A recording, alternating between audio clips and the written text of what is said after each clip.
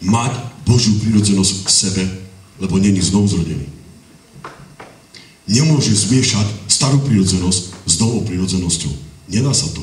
Počúvaj, ako to je. Stará prirodzenosť je v tvojom živote. Je. On ju pribil na kríži, odsúdil ju, ale je v tvojom živote. Len počúvaj, ako. Je aj nová prirodzenosť v tvojom živote. Sú dva prirodzenosti v človekovi. Nová prirodzenosť z Boha, z Ducha Svätého. To znamená, že Duch Svätý skresil tvojho ducha v tvojom živote. Je to takto? Tvoj duch obžil. Preto takto pociťuješ Boha, vnímaš. Prečo? Len tvoj duch teraz cíti to. On je živý teraz. A Duch Svätý ho inšpiruje. To znamená, brata, sestra, že obidve žijú v tebe. A teraz je na tebe, komu dáš vládu. Či svoje staré prirodzenosti, alebo nové prirodzenosti. Ako to spoznal? Vtedy, keď vidím vždy toho starého človeka, ktorý bol. Vtedy viem, že ty si ešte vždy ten starý človek, ktorý si žil, ktorý si robil tieto zlé veci. Prečo? Lebo vidím tvoje postoje. Nová prirodzenosť človekovi je zmena. Je zmena, vidíš duchovný život, nerobí už to, čo robil, žije správne, robí dobré veci, počuješ o ňom, hej, ako sa modlí, všetko, je o ňom svedectvo. Čo je to? Nová prirodzenosť. Je to človek, ktorý žije podľa ducha, nie podľa duše. Brata, sestra, vieme o to, že Ježiš Kristus pribil na kríži našu starú prirodzenosť. Ja to chcem prečítať. Tu je odpoveď na všetko, čo som teraz povedal. Týmto slovom vám odpoviem z Biblie, čo Boh pre teba urobil. Rímanom 8.3. Nespíte ešte? Potrebujete aj také kázne, aby ste trošku porozumeli, vedeli. Rímanom 8.3. Lebo čo nebolo možné zákonu, počúvaj, nakoľko bol slabý pre telo, to vykonal Boh, keď podobe hrešného tela a pre hriech poslal svojho syna a hriech v tele odsúdil. Boh dal Mojžišovi zákony. Je to takto, dal im 10 Božích prikázaní. Ale 10 Božích prikázaní nemohlo človeka zmeniť. Nemohlo, len mohlo vychovávať. Ale nemohlo ťa oslobodiť od toho, aby si nehrešil.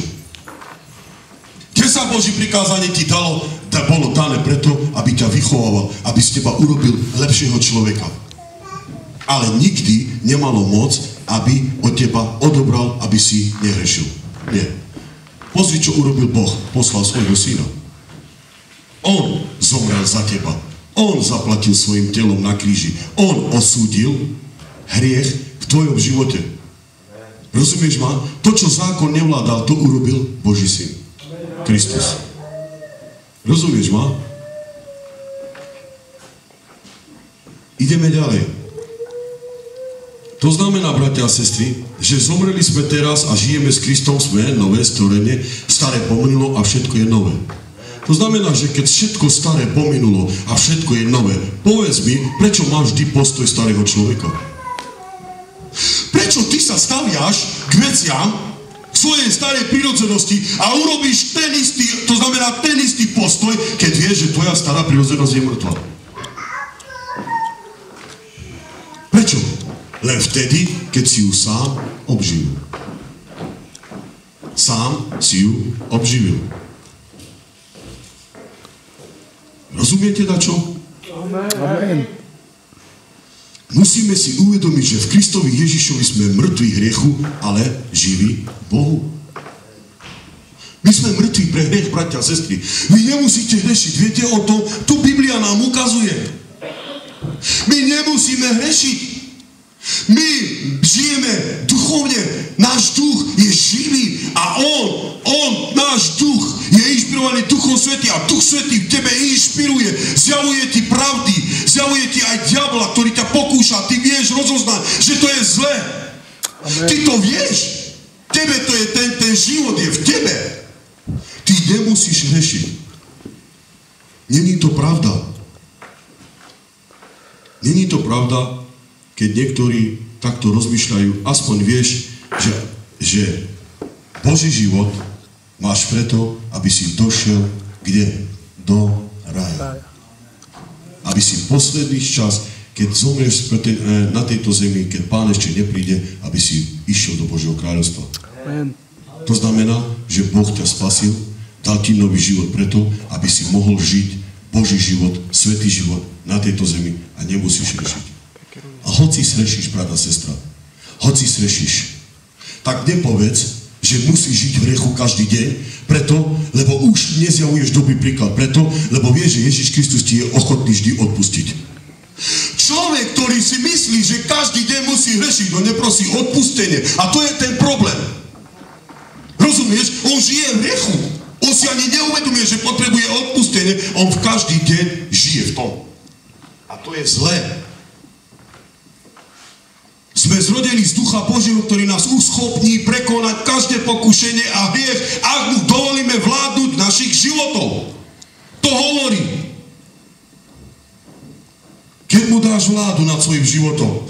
Prestaňme veriť, že sa nedá žiť bez hriechu, že sa to nedá prekonať. To je klamstvo diablové. Je to klamstvo diablové. Brata, sestra, kto je ten klamár, ktorý ťa klame? Je to diabol.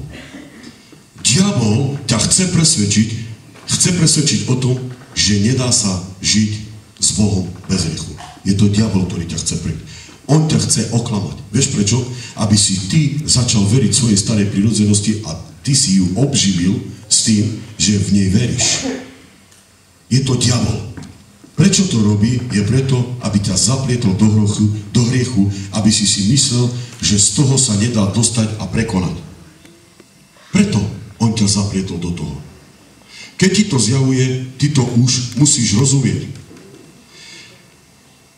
To znamená, bratia a sestry, že nemáme dovoliť diabolovi, aby nás zaplietol, aj keď hriech sa ľahko prilepí, nemusíme v ňom zostávať. Kto ti povedal, že musí zostať v hriechu? Povedz mi. Ako?